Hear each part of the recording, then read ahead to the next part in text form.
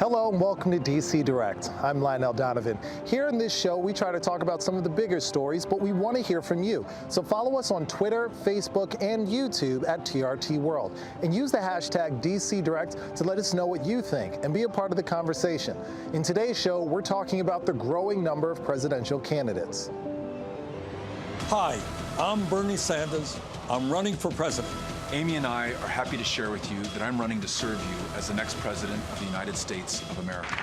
I stand before you today to announce my candidacy for president of the United States. If we give Donald Trump 8 years in the White House, he will forever and fundamentally alter the character of this nation. That's why today I'm announcing my candidacy for president of the United States. I stand before you to announce my candidacy for president of the United States. I'm Cory Booker, and I'm running for president of the United States of America. I'm running for president of the United States. I am a candidate for president of the United States of America. I'm John Hickenlooper. I'm running for president because we're facing a crisis that threatens everything we stand for. We can win. We can, and we will. It seems like everybody's running for president these days. Donald Trump's ascension to the White House has caused a major shakeup in U.S. politics, and his presidency has been one of the most polarizing in U.S. history.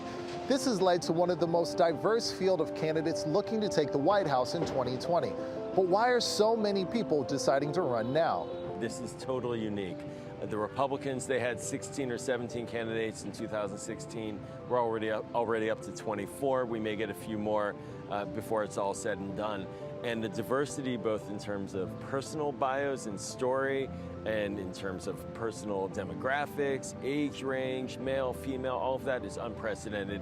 Typically for Democrats, 3, 4, maybe 5 candidates run at most, and typically they're standard politicians. Right now we have people like a spiritual guru and Marianne Williamson, a woman, and then we have Joe Biden, the 40-plus year elected official running, so it spans the whole spectrum.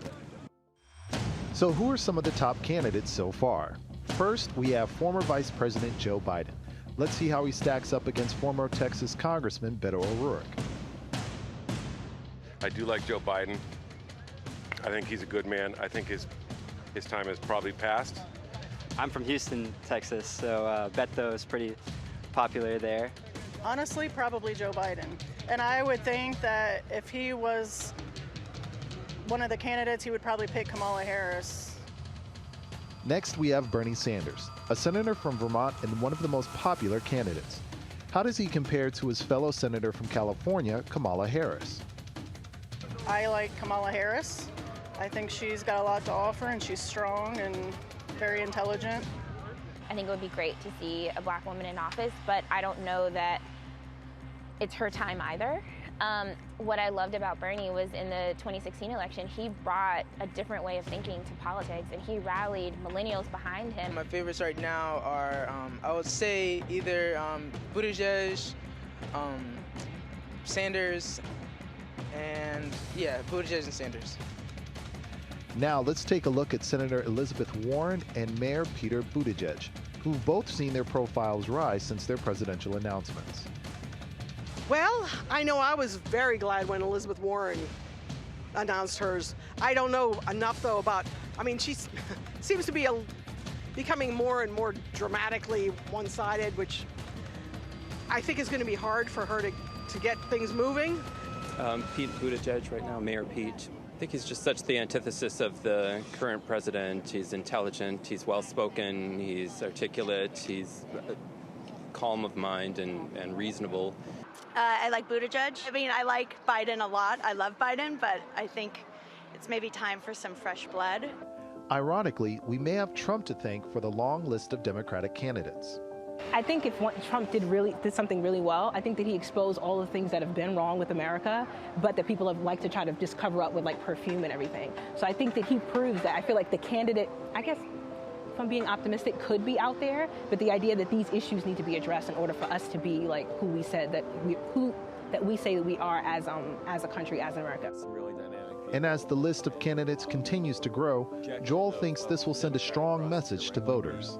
Well, what it should say is that their vote really matters, because if they get behind one candidate and they search for that candidate, think of a young candidate like Tulsi Gabbard, 38-year-old Tulsi Gabbard. She supported Bernie Sanders in 2016. Now she's running against Bernie Sanders. But what if she mobilizes youth voters and they come out, they can swing it? And now with the younger members of Congress like Alexandria Ocasio-Cortez in, it's up to her and others like her to really explain to younger voters that their vote matters, and they can be game changers in this primary.